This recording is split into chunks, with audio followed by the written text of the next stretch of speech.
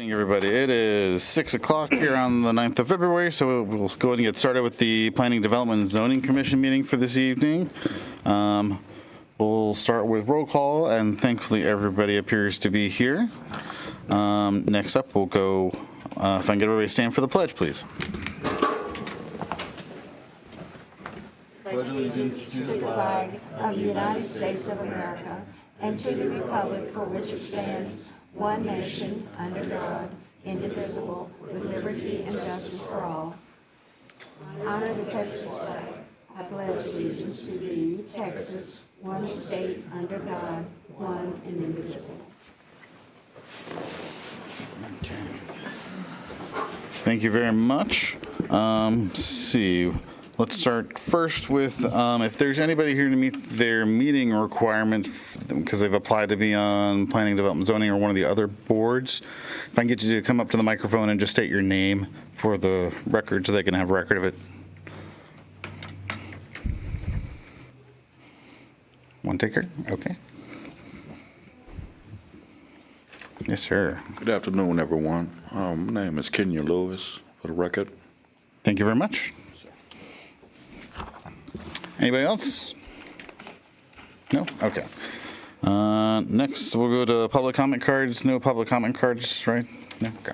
Perfect. Then we'll move on to the consent agenda. So the consent agenda this evening just has approving meeting minutes to date. If I can get a motion? Motion approved. Second. Second. All those in favor? And the motion passes unanimously 7-0. On the regular agenda, consideration of possible action to approve meridian on Section 15B Phase 1 preliminary plat. Who would like to tell us all about it? Good evening, Commission members. This is a proposed plat for a new residential section in Meridiana, a 30-day extension. For this plat was previously approved, and because of that, staff has included this item in the agenda. The applicant has requested an additional 30-day extension, and staff is recommending approval of the requested 30-day extension so that it can be acted upon before March 11, 2026. Perfect, thank you. Anybody have any questions? Got a motion? So moved. Second. Second. All those in favor? And motion to extend that by 30 days has been approved, 7-0. Agenda item B, consideration of possible action to approve the minor plat of HJR Retail Center. Hi, good evening. Yes, this subject site is located in the south side of Highway 6 across HEB. The subject site is in the zone light commercial with the state highway overlay. It's a 3.6 acre tract with 1 block, 4 reserves. The applicant indicated that the subject site is proposed to be developed as a retail shopping center, car wash, and a quick service restaurant. A SUP for the car wash was approved by City Council October 20th, 2026. This plat was 2025. This plat was previously submitted in June 2025 and was withdrawn by the applicant due to unresolved conditions and street dedication issues. Subsequently, a variance was approved by the City Council to waive the dedication of right-of-way on the southern property line and to escrow funds to road and sidewalk construction. The subdivision variant was approved and is pending applicant signature. The city staff recommends approval for HJR minor plat with the conditions stated in the staff report -1, removing 1. The one that needs to be removed is number 14, is to please indicate detention berms on the plat. All the other ones will be on, and those are minor. That's revising vicinity map, clarifications, setbacks, and some easements, document references, and date corrections, and tree survey. Okay, thank you very much. So, and then just for, I guess, summary, this is the one we looked at before. Everybody's familiar with that one still? This is the one that we had the whole conversation. It goes back to where the oil. Correct. Does anybody have any questions? No questions? I will make a motion to approve with the conditions in the staff report excluding number 14. I'll second. Seconds, all those in favor? Any opposed? No? Motion passes 7-0. Okay. Agenda item C, consideration and possible action to approve the preliminary plat of Massey Ranch Horizons. Who would like to tell us about that one? This is a proposed plat. The name is Massey Ranch Horizon. It's for the property located 350 foot southeast of the southeast corner of the intersection of Massey Ranch Road and Chocolate Bayou Road. Subject site is zoned open single-family residential, and the proposed plat is to subdivide a 10-acre tract into 1 block and 7 residential lots. A variance was approved for a reduction for a reduced front lot width for one of the lots based on the concept plan submitted with the application. All proposed lots comply with the minimum lot size requirements, which is 1 acre. Staff recommends approval of the proposed plat with condition listed in the report, and most of them are minor. Plat has been submitted as a minor plat, but since construction and drainage plans has not been approved yet by the city, staff asked them to revise it to be as a preliminary plat. And plat shows some easements needs to be abandoned, which has to be happen before final plat submittal.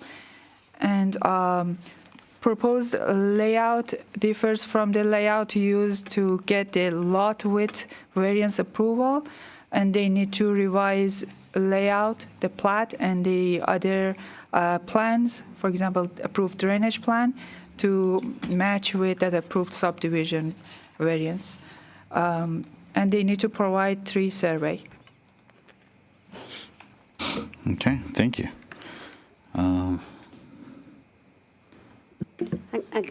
So as far as Go the ahead. drainage, that's my only question. I know we're waiting on the drainage plan. That tends to be what stops all of these.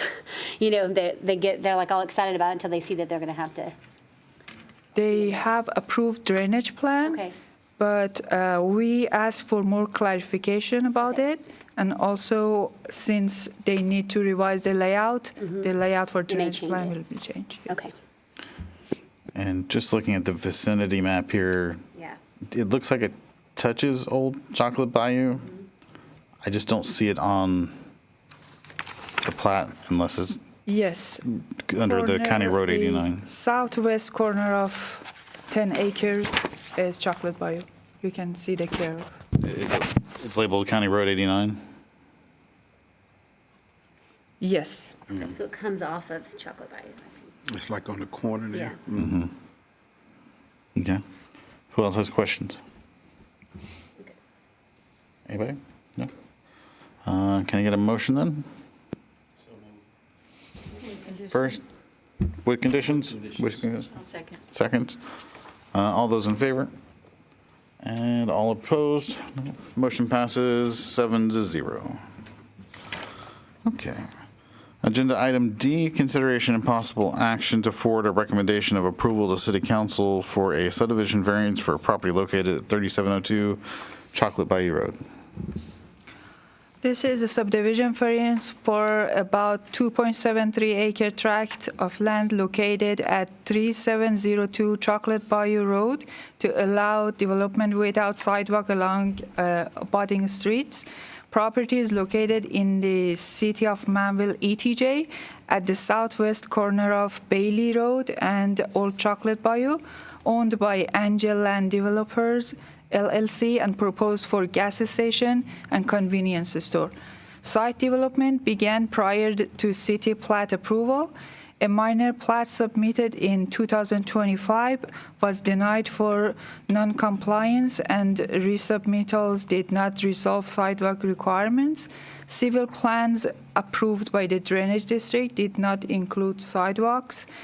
The subdivision ordinance requires sidewalks for a non-residential development in the ETJ, even along county or state-maintained right-of-way. The site is, staff reviewed it and found that the site is located in the intersection of two county-maintained major thoroughfares. Bailey Road has open ditches and sidewalks only on the north side. The county does not allow sidewalks within its right-of-way. Old Chocolate Bayou Road has open ditches, variable right-of-way between 60 to 120 foot, and is designated as a 120-foot parkway on the thoroughfare plan. A similar sidewalk variance was approved in January 2023 for the gas station at the southeast corner of the intersection. Regarding strict enforcement, it would increase project cost and require additional drainage district review. It would ensure compliance with the subdivision ordinance, thoroughfare plan, and design criteria manual. Sidewalk connectivity would improve over time with future development. Regarding public welfare, granting the variance could negatively impact pedestrian safety at the major intersection. Sidewalks would improve circulation, safety, and long-term infrastructure connectivity. Staff also wants to add that civil plans were approved by Brazoria County and Drainage District in 2024. However, the plans were not reviewed and approved by the city. Sidewalk width standards were updated from 4 feet to 5 feet, reinforcing the city's sidewalk policy. Staff recommends denial of this requested variance. Okay, thank you. Who has questions about this? Yes, ma'am. Okay, Oh, sorry. No, you go. okay. So the north side of Bailey is Pearland. Is that Correct. correct? Okay, so they have their sidewalks because Pearland did that, right? That is correct. Okay. On the south side, it is open ditch, and it has been for a very long time, even when they cut Bailey through to the 4 lanes.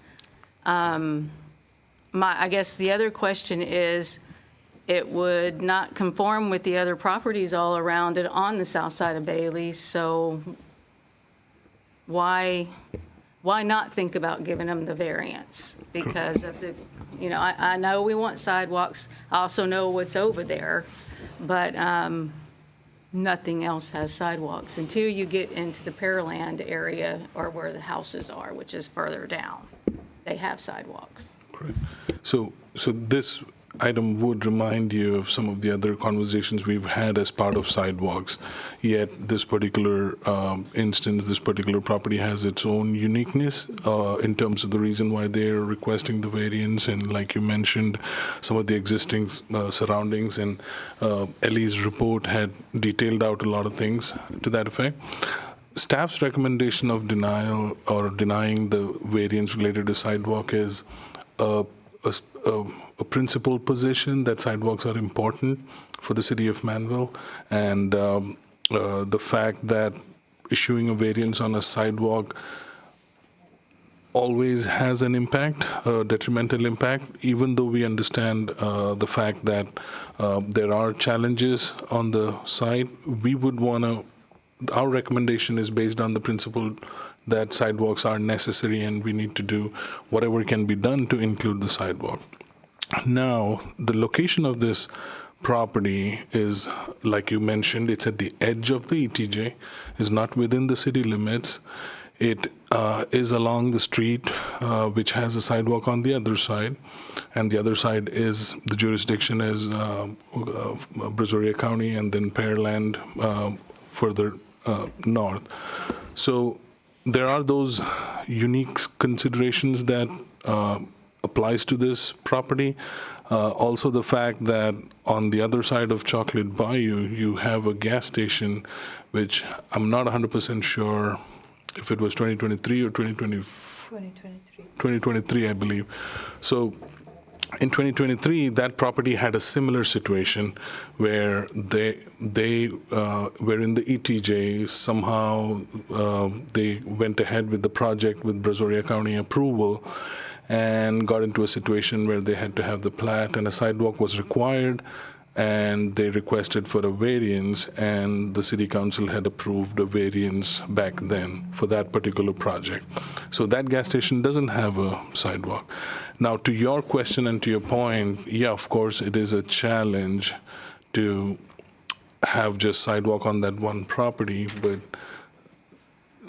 we have to make a start at some point. And the subdivision ordinance was amended recently to consider these situations in the ETJ or properties where it abuts a right-of-way which is controlled by another entity, where the developers have an opportunity to include a sidewalk as part of the private development.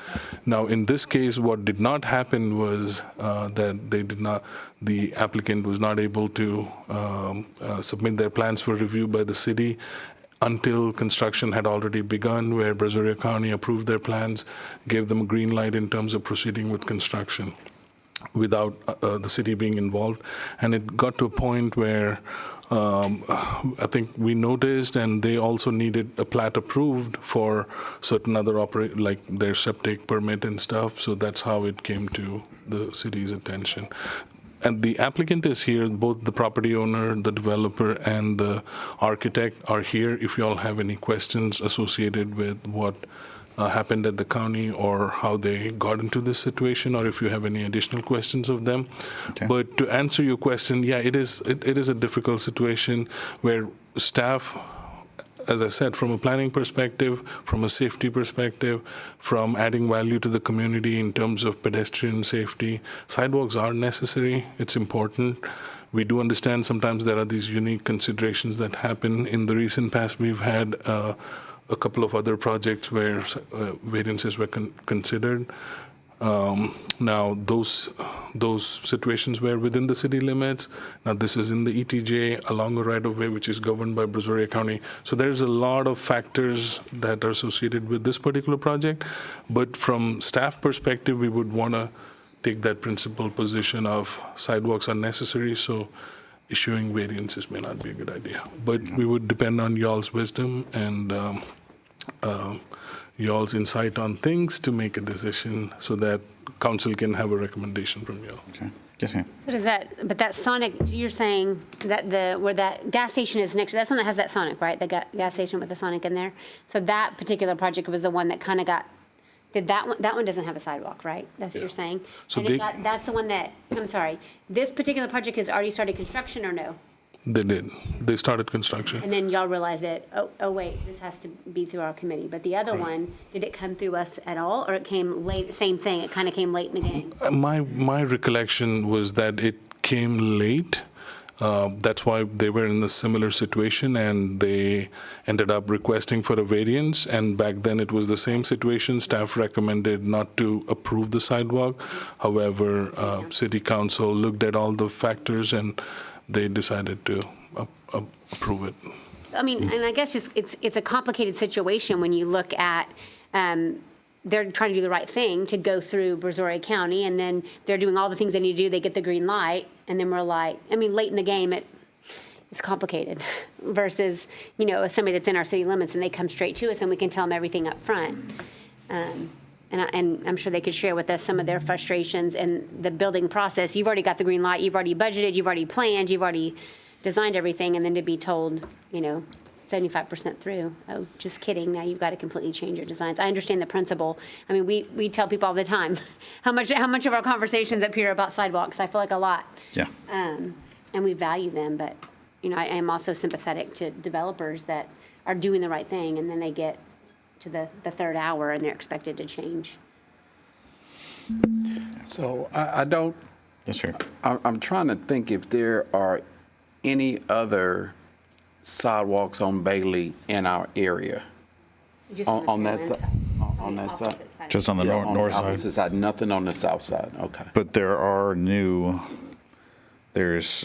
is it the RV park that's further down, Bailey? That's still in the ETJ, right?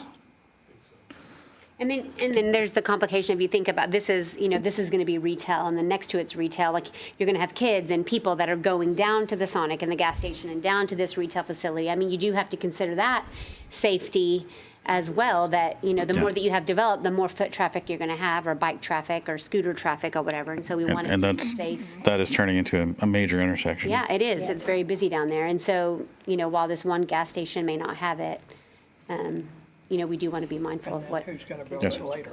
Yeah. It's going to, if everything's got a sidewalk except for that, what do And we do then next? similar to like one of the recent ones we considered, it also has some properties which are developed for residential use. There are some residential uses also along Bailey, not just retail. Right. Just wanted to clarify that. And since it's in the ETJ, we do not regulate land use in the ETJ. Right. Yes, ma'am. Going along with what they're talking about, there is a neighborhood further down on the Pearland side, but there's also homesteads between where this is and behind it that maybe 20, 30 years from now, they might sell out. But I don't foresee a huge conglomerate of people right here in this area for a while. And I guess that's where I'm at with the sidewalk. The people that live in the neighborhood that are 3 or 4 blocks down that might walk to it, but there's quite a few other places to go to just north of there too that they wouldn't have sidewalks, even though they're in Pearland. Because Bailey on the other side Old Chocolate Bayou on the other side doesn't have sidewalks. It's ditches too.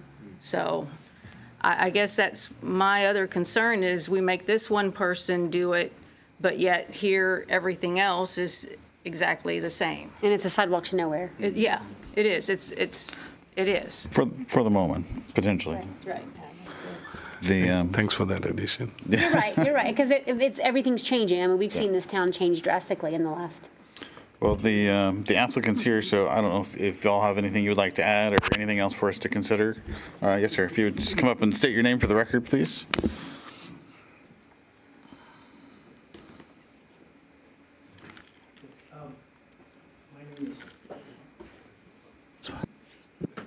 There you go. Yes, my name is Chan Huynh with GN Associates. I'm the architect for the project. I guess, Christy, the project has been going on for a while now, and construction has been commended. And again, this process has put a halt on it for a few months, actually. And we're trying to proceed as best as we could to comply with all the AHJs, all the jurisdictions that requires us to comply. We would love to do that, but we would like to do it in a fashionably manner where time doesn't allow us to stop because owners paying a lot of interest. So this is kind of like the last step, and it's a step that was we're being told later after construction.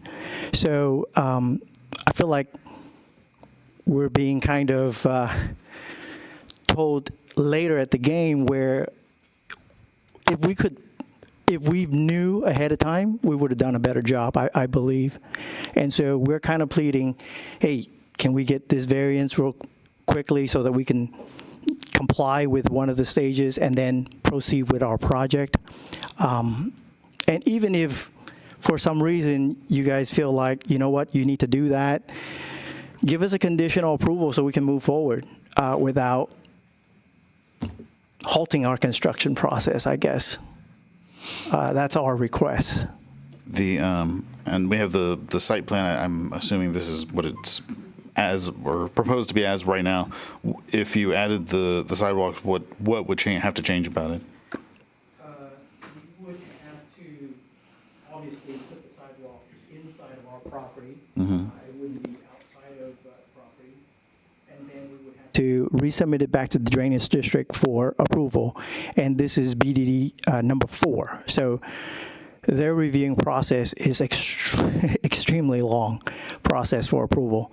And so anything that happens to site, we would have to basically resubmit the project for approval with even the county.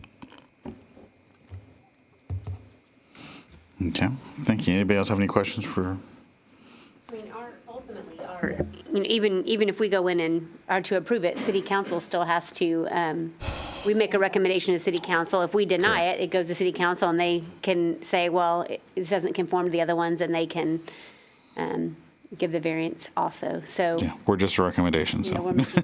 well, we recommend, and we look at all the rules, and so sometimes we have to be the rule people, you know, and then, so just keep that in mind too, that as we go through our process, sometimes ours is really just more about the rules and the processes and things like that, and then, And I think that we understand this, and we really was hoping that you guys would look at it as a bigger picture where obviously construction has already been started and it's halted for a few months and it's hurting the development really, really badly. And again, it may be our fault or whatnot, but if we knew ahead of time, we would have complied easily without a doubt. Sir, did you not think that it may have been in the city of Manvel? And county was giving us. No, I Can you- understand the county. Can you turn on the Did mic, you please? think to check with the city? I believe we did. And again, I don't know if I have records with me right now, but under ETJ, we always check.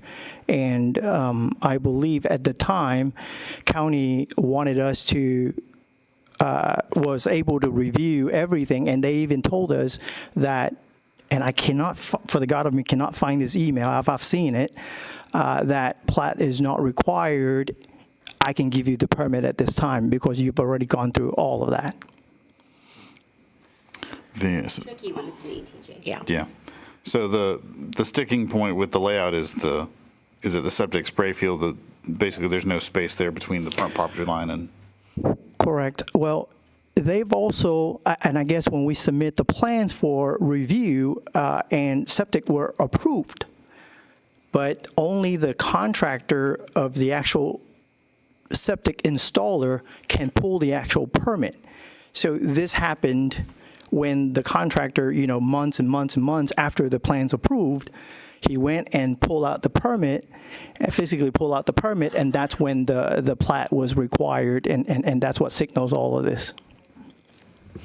But at that time, sir, did you think to check with the city just to make sure there wasn't any other regulations you needed to follow?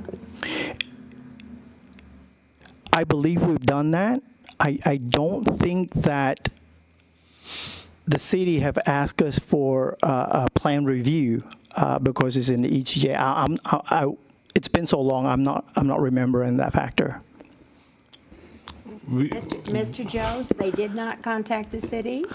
We don't have any records of us being contacted about this project or having a meeting about this particular project. The way we came to know about this is when we saw the construction and we reached out, and what I was told by the property owner and developer is that the county never told them to. So, and Right. I don't think we ever got any notification about the project from the architect or the property owner within that time frame. We that's the first thing we looked to see if there was anything, and we never found anything.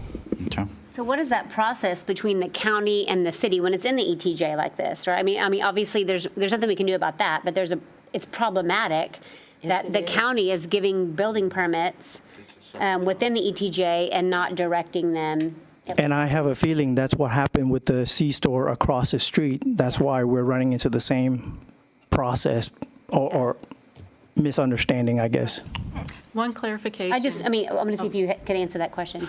So we do our best to have these collaboration, and whenever we have a project that comes here in the ETJ, if there's any comments, we make sure we notify them. And they've been good about it on several recent projects.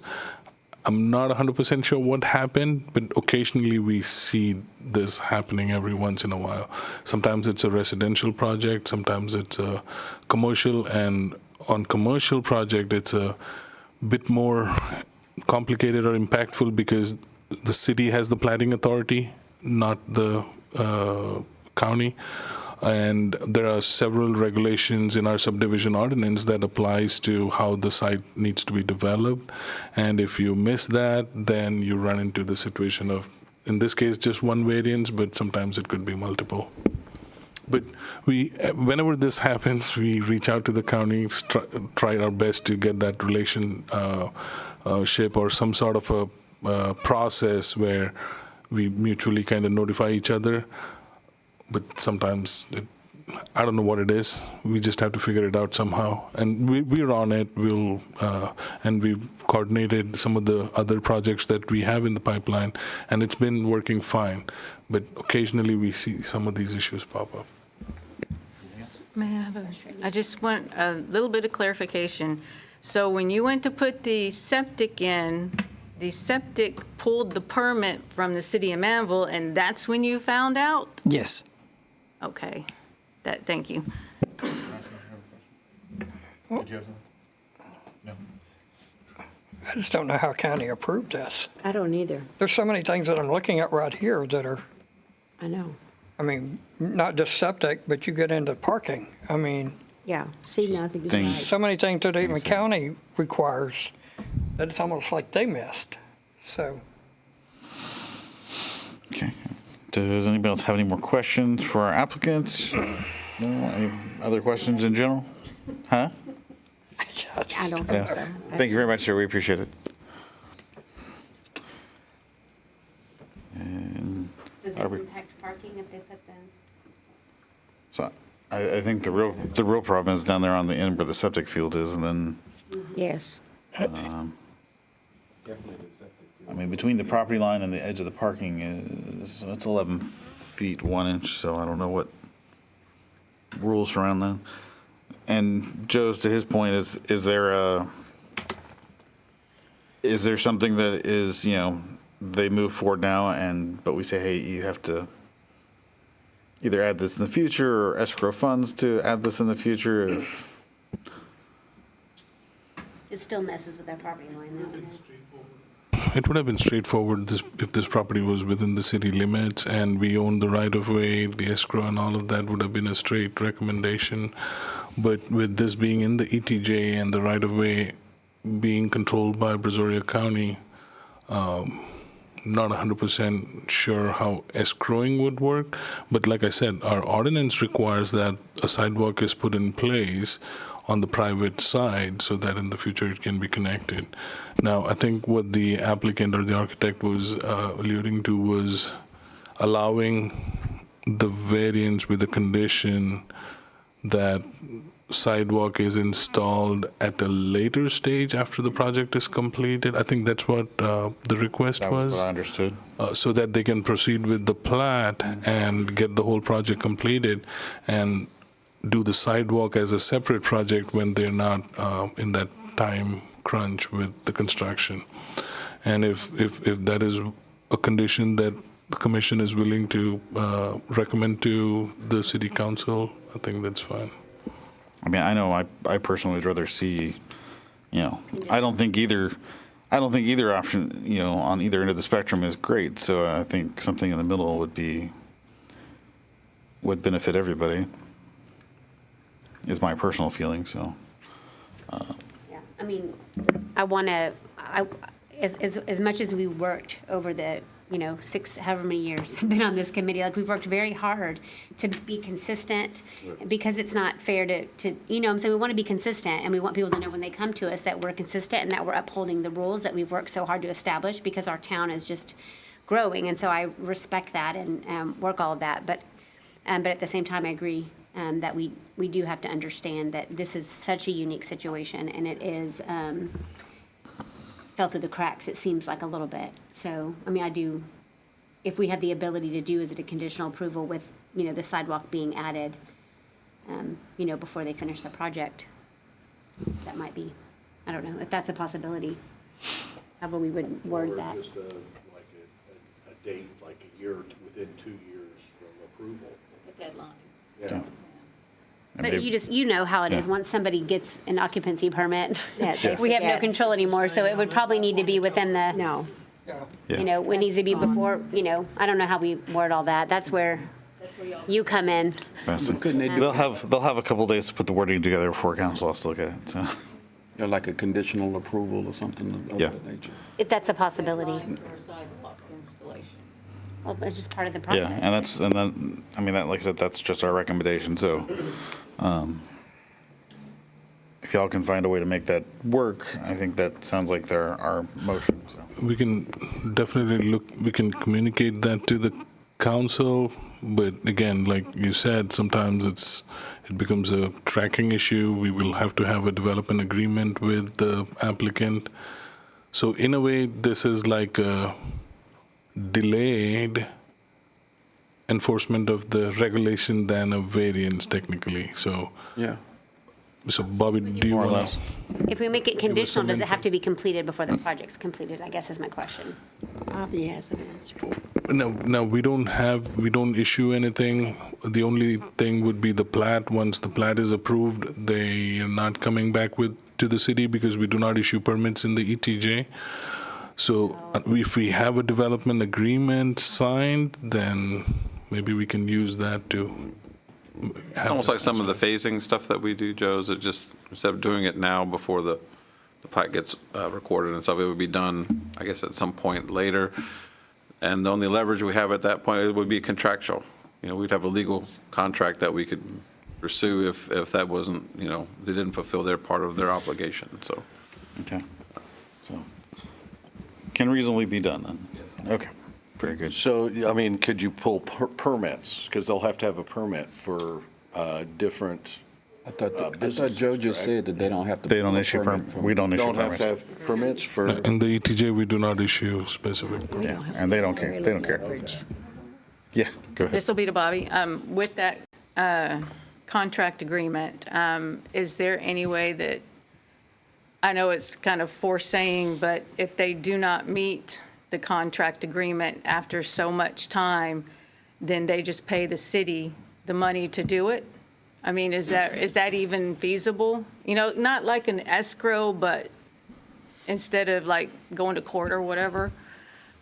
I think you would be talking about escrow at that point, which I don't think is the goal here. I think the goal is to do the sidewalk where it's needed for all the reasons that you've articulated, and it's a timing issue. So if we put off the timing and give them the ability to do that later, if they don't do it, it would be more, the remedy would be more, what's called specific performance, would be more asking a court to enforce the contract by a court order to do what they were supposed to do and fulfill their obligation.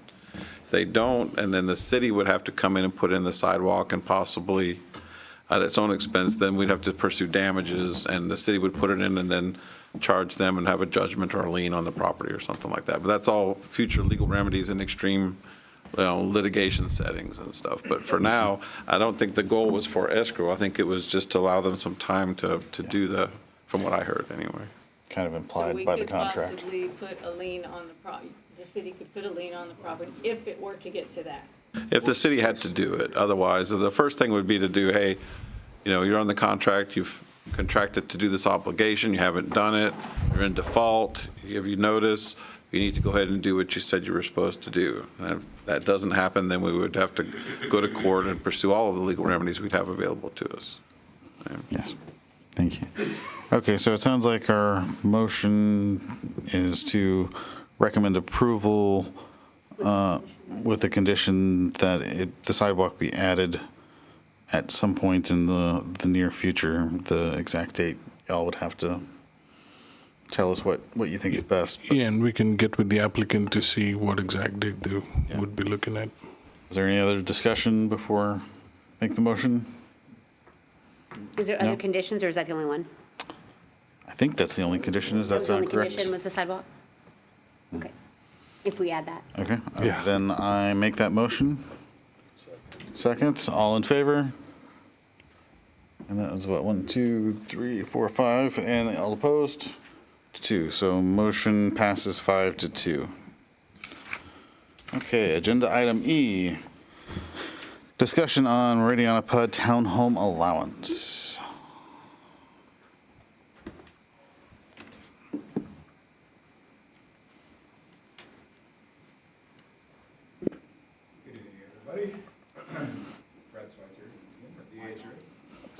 gonna have to get you a name tag or something, so, yeah. Yeah, right. So I'm here this evening. I have a presentation. It's in the packet, and I can speak from the presentation for sure.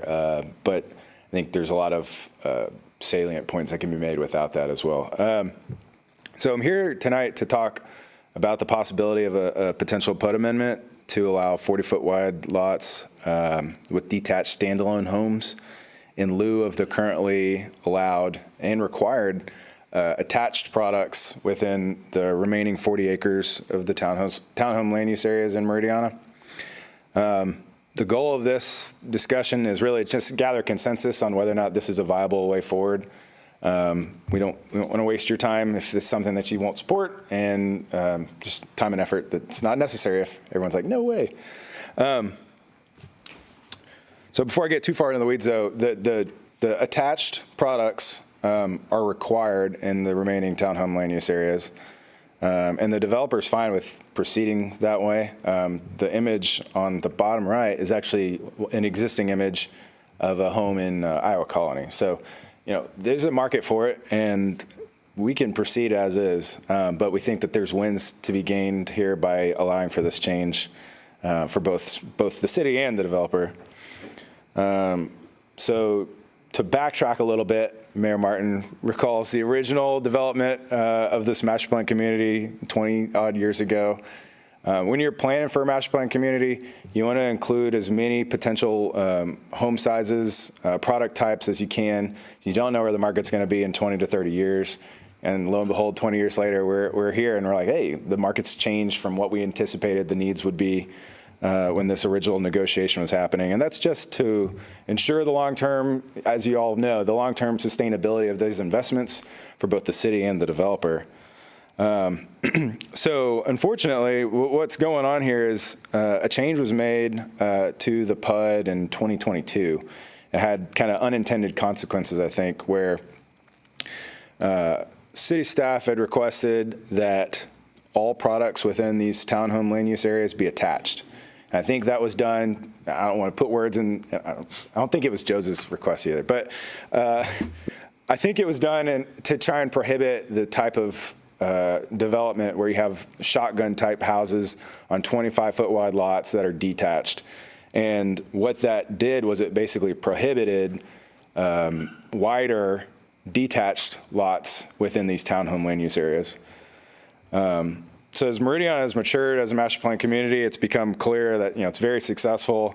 It's created a market of its own, one where these attached townhomes aren't really being requested. Not that they're not sellable. Like I said, there's a market. Developers fine with that. They'll be fine if we keep it like it is. But where this like unique sub-market has gotten to a point to where it's desiring these larger detached homes. So as you can see here, what we're proposing, or what we would propose based off of your feedback, is certain requirements. So if we were to allow for the detached products in the remainder of the townhome land use area, it would be wider lot minimums, 40-foot wide lots, wider or larger minimum square footages. And sorry if it's small. The setbacks would be greater. It'd match the other patio and single-family land use requirements in Meridiana. The price point, we can't require the price point, but this is the actual price point of the 40-foot wide lots in Iowa Colony versus the actual price point on these attached townhome duplexes.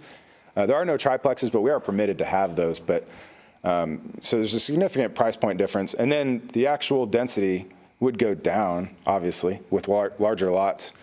So I think there's wins to be had as far as those types of things go. You know, I'm not often negotiating for larger lots in communities. It's usually the other way around.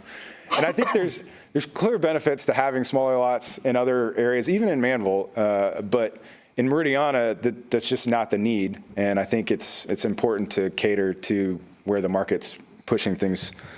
Some of the other minor benefits, well, I shouldn't say minor benefits, but I think if you live there, it is a benefit, is there's more space for parking on the street. When you have driveways that are closer together, there's just less place to be for your guests and family members when they come visit. So overall, I think there's wins for everybody here, and hopefully it's not a controversial ask. But do want to like have a dialogue if there are any questions or concerns moving forward. If we should cater or change the way we're proceeding before we submit an amendment.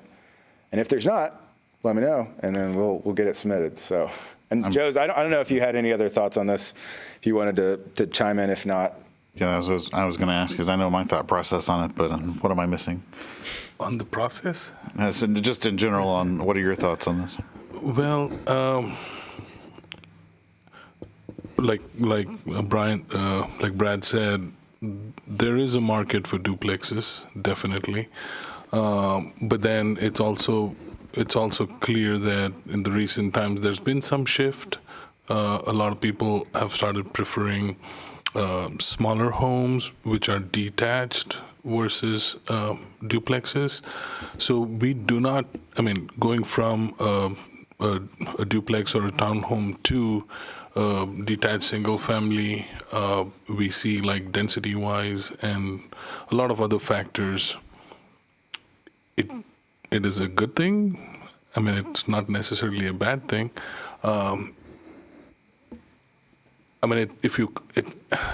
It's all about how you look at it relatively. I know we've had preferences for detached single-family homes starting from 1 acre, then 60-foot wide lots, and then now Meridiana, we have that we have that PUD that it was established, and staff had discussed this in the past with the applicant, and one of the concerns we had was about the lot width of individual lots. They're proposing 40. If we had our way, we would have required maybe 50 or 60, but at the same time, we have to take a look at what we allow currently. And when we relatively look at it, it feels like, given all the considerations that we've had in terms of traffic, in terms of density, staff is able to support it. From a planning perspective, I know we have our engineering team reviewing the application, but at this point, we're not going to be taking a vote to see who's where. We are still thinking about it. We are still evaluating the options, and that's what we would like you all to do as well. Feel free to express your thoughts, opinions, and questions, but from what we know, from everything that we've looked at, it looks like it's something that will be a benefit for the city. Sounds good. I know it sounds like a positive to me, so what do Well, we're what do y'all always think? fans of less density around here, sir. yeah. Understood. I have a question, just so. Please. Just so that I make sure that I understand. So you do not want to put duplexes, you basically want to put single-family homes that are just next to each other, like the garden homes. So no duplexes, but garden homes, and you're willing to put a 40-foot space in there for one resident instead of the 50? Okay. Yep. Thank you. Exactly. Which should also increase parking. Right, that's why I wanted to make sure I understood it. Yeah. Exactly. What other questions, comments, thoughts do y'all have? So I've seen several areas that have, and not just in Texas, but all over, because I travel quite a bit, that have duplexes. I'm not really a fan of duplexes, to be honest with you. I've seen, you have duplexes, then you end up having everybody parking on the street, and it just messes up the whole feel of the neighborhood. So I'm for the 40-foot detached single-family homes. That's my thoughts. I just want to add one thing. I don't think Brad mentioned it, and neither did I. So one of the things that we read in recent times is that, one of the biggest reasons for a lot of people going away from duplex, apart from the obvious, there's a common wall and noise and all of that, is the fire insurance premium that they pay. So in case of a duplex in town homes, it's way higher for a similar square footage, similar setup, detached. So just wanted to put. Yeah, even with the lower price point, it actually makes them more unattainable, the affordability of it with the higher mortgage with the property taxes. So Well, sounds like this is the easiest sale you've had in a while. So. I wish they were all this easy.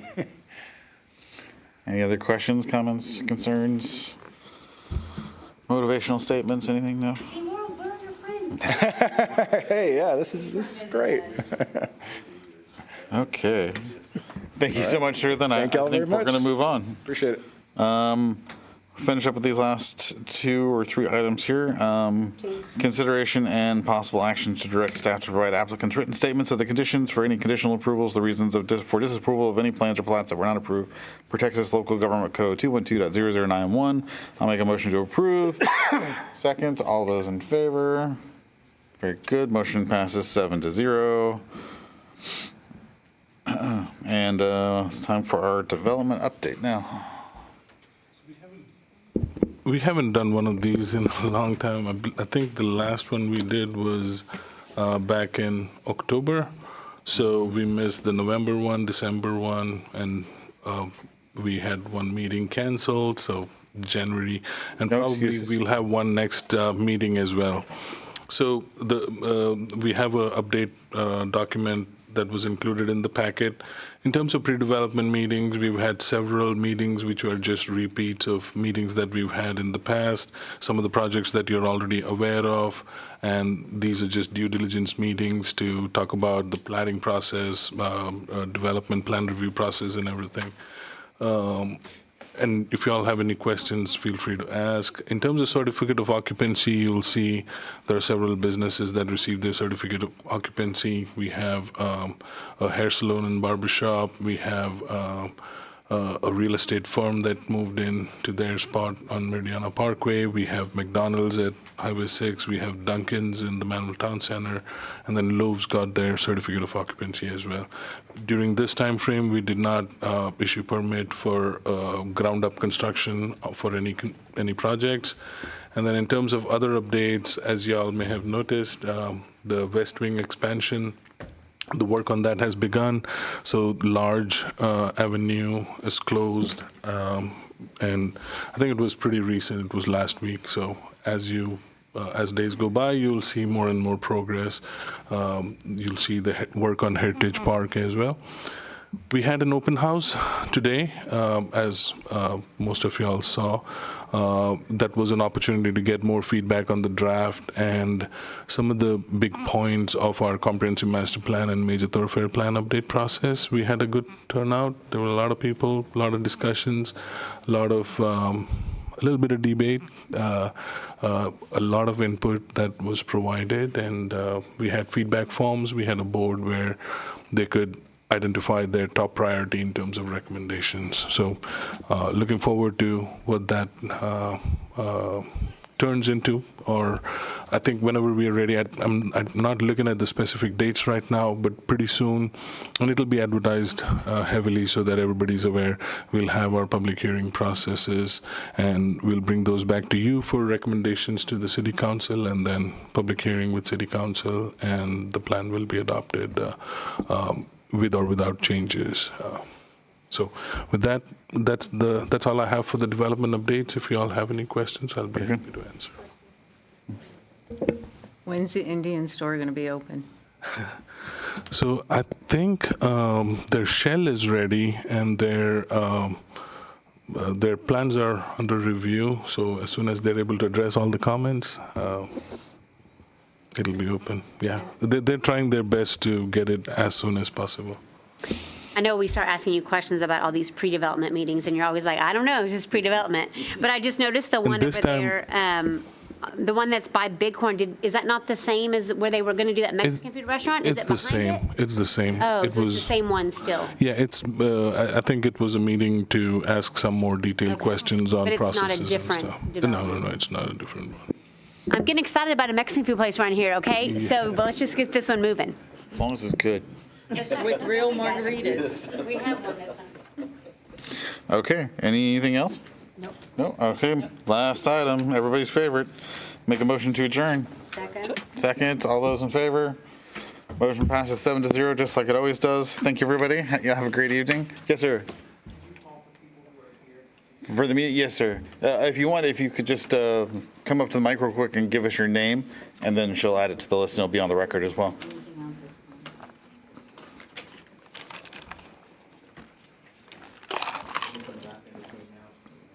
There you go. The last thing between now and going home, Bentara Morton. Thank you very much, sir.